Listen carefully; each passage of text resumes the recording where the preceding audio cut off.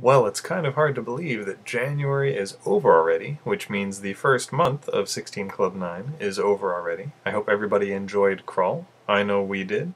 So, of course, Krull had a pretty dramatic backdrop. It looked like it was filmed in some pretty remarkable places. I saw Italy come up in the credits. I saw a few other obscure country names I didn't even recognize. So, there was a lot of a lovely Lord of the Rings vibe to it, though I didn't see New Zealand. Certainly the scene where Freddie Jones, who you will remember as Thufir Hawat in Dune, was visiting the Widow of the Web, got a good Gandalf vibe from that. Of course, he had kind of the Gandalf thing going on in general, but that scene in particular was kind of like Helm's Deep, would it be? Yeah. Now, interestingly, as I was doing a little bit of research, the Widow of the Web was played by Francesca Annis, who was Lady Jessica in Dune. So it's always kind of fun to do the IMDb game and kind of see who came over from where. So it looks like maybe Thufir Hawat and Lady Jessica kind of did the Dune and Krull crossover. Very fun. David Batley, and I kept looking, I'm like, wait a minute, of course, he was in Willy Wonka and the Chocolate Factory, the Gene Wilder version, which of course would be the far superior to just about anything version. And I discovered something delightful while looking at the IMDb listing for Willy Wonka, which is the guy who played Augustus Gloop, the little fat kid.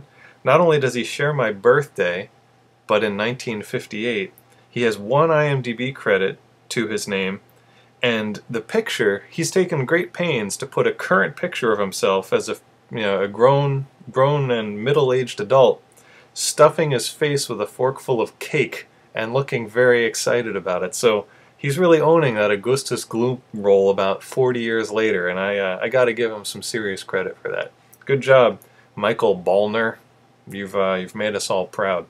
We have to enjoy Ergo's little ditty that I guess they were hoping would become a catchphrase, and maybe it did when the movie came out. The short in stature, tall in power, narrow of purpose, and wide of vision.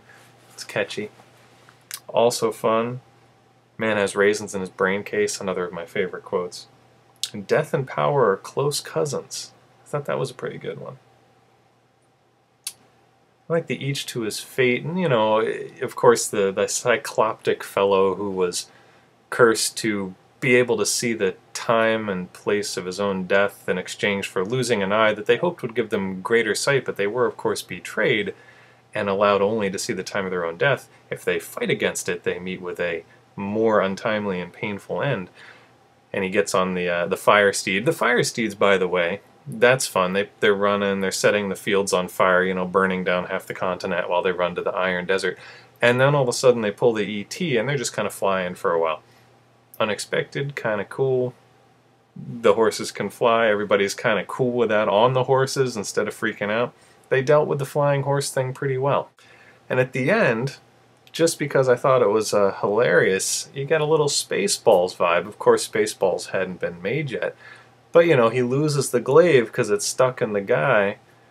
And, the queen tells him, no, no, no, it wasn't really the glaive, it's you. Like, you found the glaive in a Cracker Jack box. It's okay. And then he can shoot fire out of his hands. Handy.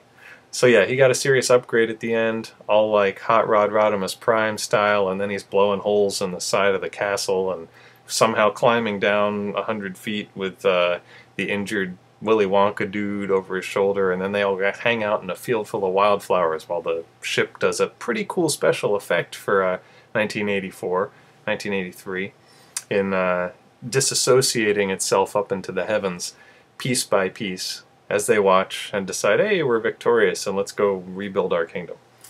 So yeah, Krull, always a good time. I hope everybody enjoyed it. I hope that was a fun kickoff to our club.